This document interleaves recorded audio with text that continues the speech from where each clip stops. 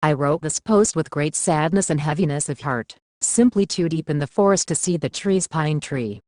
I've recently moved back into my father's house due to displacement after a rough breakup with a narcissistic female. It was a new painful learning life experience. It has given me insight through education and testaments of what the nature of a narcissist are, also how to identify common behaviors with their strategies and emotional warfare, and ultimately and sadly explain how I was a victim in their lifestyle. As I have stated prior, I had just recently, or first time I was aware of, I was involved in a relationship with a narcissistic female. And somehow I ended up in two places, one living back home with my father and to finding this form about narcissists, and where my recovery and education began. When it comes to the education and learning about what a narcissist are and what role I played in the relationship and how to get back anything I've lost the best I can from such an experience, I thought I was picking up pretty fast the education on how properly identify someone with these traits. Pride go before the fall. As for my new living arrangements, I am living in a one-bedroom trailer with my father, who has the bedroom in the back of the trailer to himself. As for me, I unfortunately sleeping in the living room on the couch, which is connected to the kitchen.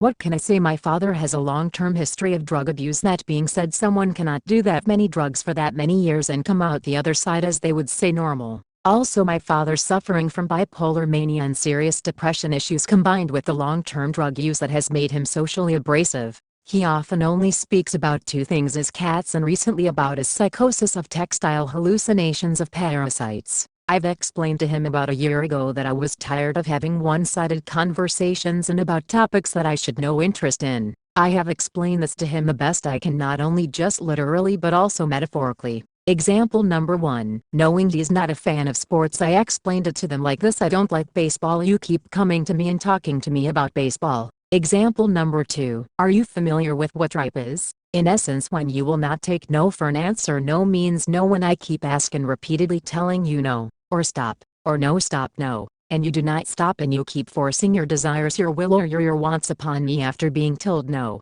In essence, you are taking my rights, you are forcing yourself upon me, you are abusively dominating me, and you are victimizing me. Please let it be known that I fully understand the rape is much worse and horrifically much more of a serious crime compared to this hands with medium light skin tone pressed together.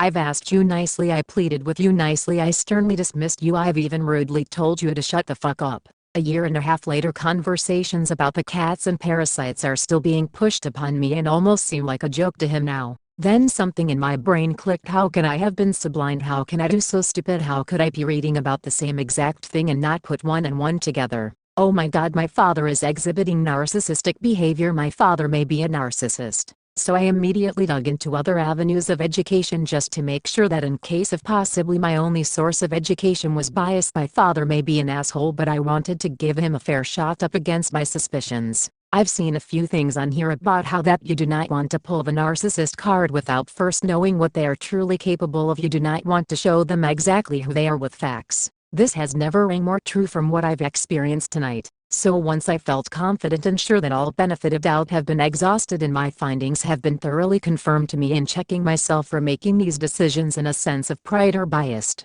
So during one of my father's many boundary issues and inability to accept no for an answer, I started listing off facts about narcissistic behavior and cross-referencing them to real-life events that have transpired between me and my father, and the more it began to make sense to me, the less he would accept these facts and or even that these events happened. Only after a few minutes ago agreeing that they did happen but not as I remember, and with his justification now added, I clearly seen this for the act known as gaslighting. To me, if you see gas you slam on the brakes, meaning go no further in conversation, stopped giving the confusion, stress and a narcissist the fuel to keep their momentum moving. Well, at 1:46 a.m. I woke up to my father standing above me with a very large steak knife with an eerie stare while he was jaw-jacking with an intent that I can only describe as the way someone looks when they're ready to jump into a double Dutch rocking, and just waiting for his moment or timing to make a move. I am 5 feet 9 inches 250 pounds. I am a man that has done over 13.5 years in the New Jersey prison system. I've rubbed elbows with some horrific, violently famous people. I simply say this to say not much scares or intimidates me. So when I tell you that I was scared to death and cannot remember one time that I was even remotely as scared as I was at that moment, I am in no way and by no means exaggerating. So this morning I have to go up and put an order of protection against my father. Someone to me as a child was Superman. The amount of admiration that I had for him as a child one time caused me to answer questions in 3rd grade at school such as this. Question: what type of job do you want when you grow up? My answer was to be a father. So it is with great sadness and insight through the education I have obtained and the decisions that I will face making to ensuring that my rights and safety are maintained, that 1. My father is a narcissist and most likely cares for himself a great deal more than me. That 2. He would easily and almost already had made the decision that sacrificing my life for his happiness and he continues to live if he lives would be acceptable to him. That 3. That I know exactly what I have to do because I know exactly what I'm dealing with. That metaphorically my father is dead to me. When he picked up that night I put my life in danger. He committed personal suicide and no longer exist in my world, and I made this decision the same way I would make any life or death decision: self-preservation.